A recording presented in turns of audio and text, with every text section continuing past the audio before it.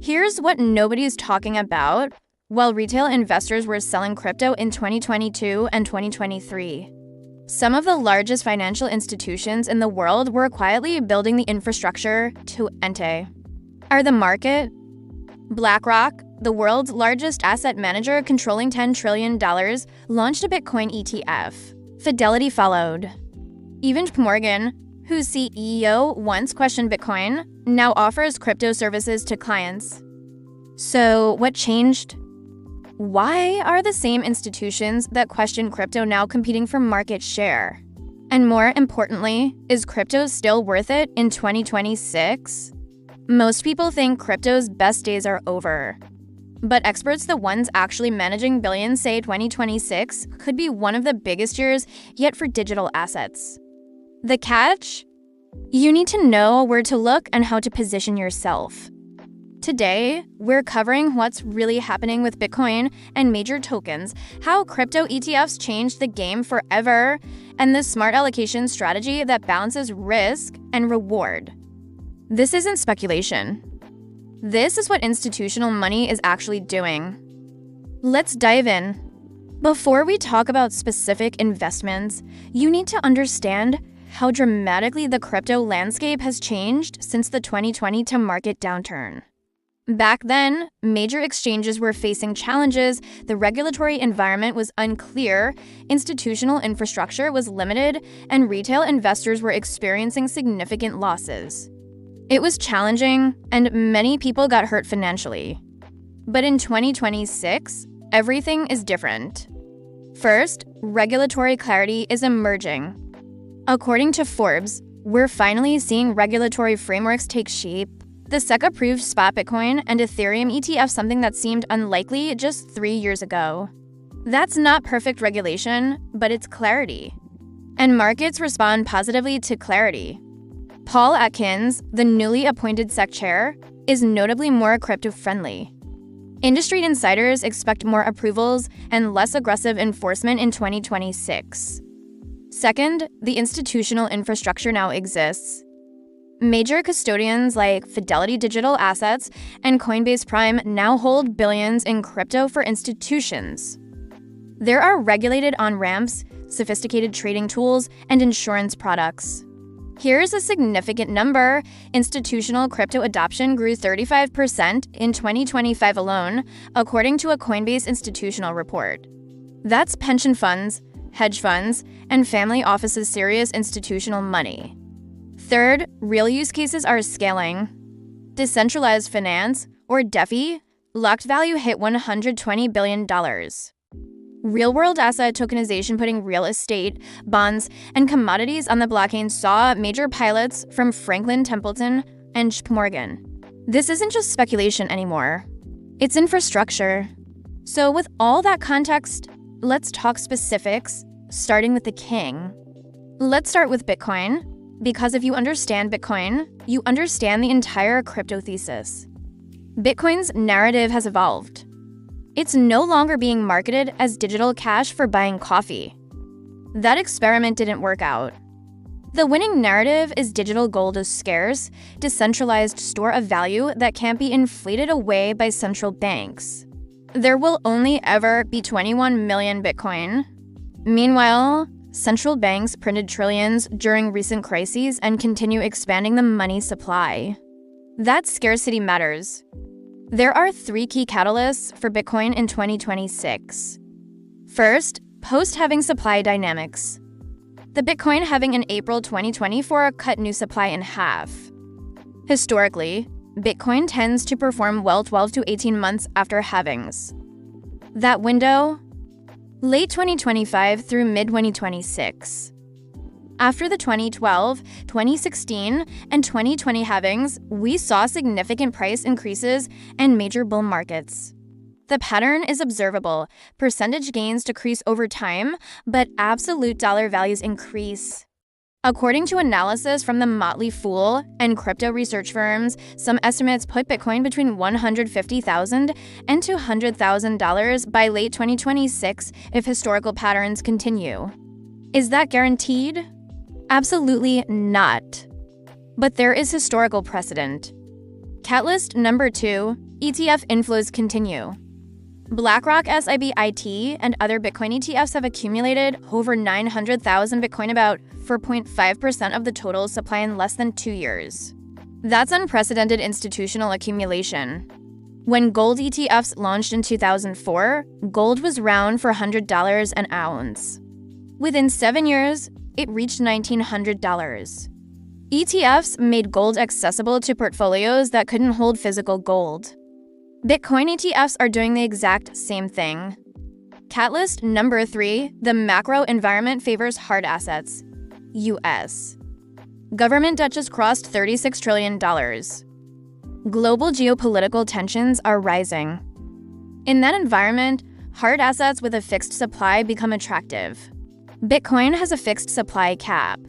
Now, a major caveat, Bitcoin is volatile. It has experienced significant drawdowns in previous cycles. It could happen again. If you can't handle a 50% decline, Bitcoin may not be suitable for you. But for those with long time horizons and appropriate risk tolerance, the risk-reward profile is interesting. Now let's talk Ethereum. If Bitcoin is digital gold, Ethereum is digital infrastructure. It's the platform where decentralized applications are built, DeFi lending, NFT marketplaces, tokenized securities, and more. The first bull narrative for Ethereum is that DeFi is growing despite market challenges. Total value locked in DeFi protocols on Ethereum is around $55 billion as of late 2025. That is up 40% from 2023 lows. People are actually using DeFi for real financial services. Institutional interest is quietly growing, with major banks experimenting with tokenizing money market funds on Ethereum. The second narrative is that layer-to scaling is working. Ethereum was slow and expensive during the 2021 bull run. But now, layer-to solutions like Arbitrum, Optimism, and Base offer near-instant transactions for very low costs. That makes Ethereum actually usable. In fact, Layer 2 transaction volume exceeded Layer 1 for the first time in 2025. That's a massive milestone. Just like Bitcoin, Ethereum now has spot ETFs approved by the SEC. While flows haven't matched Bitcoin yet, they're growing. Some analysts project Ethereum could reach higher valuations in a bullish 2026 scenario. So that's the big two. But here's the challenge. Most people still don't know how to buy them safely. That's where crypto ETFs come in. This is the section that changes everything for traditional investors. If you've been hesitant about crypto because you don't want to deal with exchanges, wallets, or private keys, I understand. That stuff is complex. But that barrier just got significantly lower. Let's talk about BlackRock's Bitcoin ETF, IBIT. This single product has changed the entire crypto adoption curve. Why? You can hold it in your IRA or for $101,000 for tax-advantaged exposure. There's no security complexity. Your brokerage handles everything. BlackRock and Coinbase custody secure the underlying Bitcoin. And you can trade it like any stock during market hours. A survey from Bitwise in late 2025 found that 38% of financial advisors now recommend Bitcoin exposure to clients, up from just 10% in 2023. Why the increase? Bitcoin ETFs. And here's what's fascinating. Over 60% of Bitcoin ETF buyers are institutions, not retail. That's pension funds and endowments, serious money with long time horizons. Ethereum ETFs launched in mid-2024, and flows are accelerating as more investors understand its different value proposition. Now here is where it gets interesting for conservative investors, hybrid ETFs that blend equities with crypto exposure. Some funds now offer 70% traditional stocks and 30% Bitcoin and Ethereum exposure. According to research, these hybrid strategies showed significantly lower volatility than pure crypto, while still capturing meaningful upside. This is perfect for investors who want some exposure without extreme volatility. Bottom line, in 2026, you can get crypto exposure through your Fidelity, Schwab, or retirement accounts. The "it's too complicated" barrier has been significantly reduced. All right, we've covered the potential upside. Now, let's talk about what could go wrong. First, regulatory uncertainty remains. Yes, clarity is improving, but it's not permanent. Future administrations could change policies, restrict DeFi, or classify certain tokens as securities. Don't build a portfolio assuming perfect regulatory conditions. Risk number 2 is technology competition. Ethereum is dominant now, but what if a faster, cheaper blockchain emerges? Technology evolves. Today's leader isn't guaranteed to be tomorrow's. Third, market volatility. A 30% correction in a short period is historically normal in crypto. If that concerns you, size your position accordingly. And fourth, security. Even with ETFs, security remains important and self-custody requires technical knowledge. So, with all these risks, how should you actually allocate? For conservative investors, experts recommend 2 to 5% Bitcoin via ETF and up to 2% Ethereum, with the rest in traditional assets. For moderate investors, that could be 5 to 10% Bitcoin, 2 to 5% Ethereum, and 3 to 5% in crypto-adjacent stocks like Coinbase. And for aggressive investors, maybe 10 to 15% Bitcoin, 5 to 10% Ethereum, and 5 to 10% in smaller cryptos. The critical rule is to never allocate more than you can afford to lose. A hybrid strategy that's working is the 60-110 portfolio, 60% equities, 30% bonds, and 10% crypto. This portfolio performed well in 2024 with only moderately higher volatility. The key is rebalancing. Financial planners note that crypto's lack of correlation with stocks makes it an interesting diversifier in small doses. But you must have the discipline to rebalance.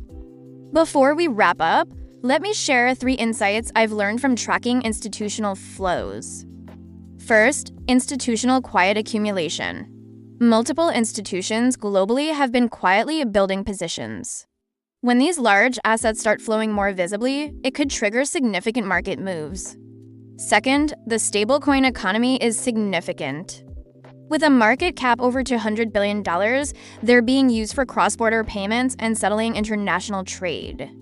This is infrastructure that makes crypto useful beyond speculation. And third, the generational wealth transfer.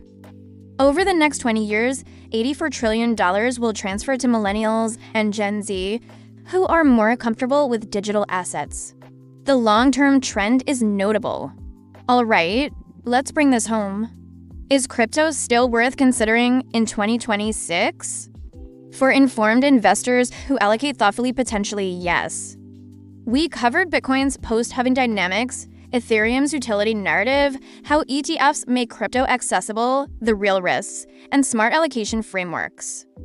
Look, I'm not here to tell you crypto will guarantee returns that it won't. But ignoring digital assets completely in 2026 means potentially missing a significant shift in how value is stored and transferred. Yes, there have been challenges, but institutional adoption is growing, and investors who position correctly with appropriate risk management may benefit. So here's what I want you to do. Drop a comment and share your current crypto allocation. 0% for still researching, 1 to 5 for small position, 5 to 10 for moderate allocation, or 10+% for significant position. Based on your risk tolerance, I'll personally reply with how I'd think about structuring a strategy. I read every comment. Second, if you found this breakdown valuable, please subscribe and turn on notifications. We're building something different here, no hype, just real analysis backed by data. And hit that like button if you learned something new today. It genuinely helps more people find this content. Remember, the best investors aren't the ones who predict the future perfectly. They're the ones who position themselves thoughtfully. That's how you build wealth sustainably in 2026 and beyond. Thanks for watching. I'll see you in the next one.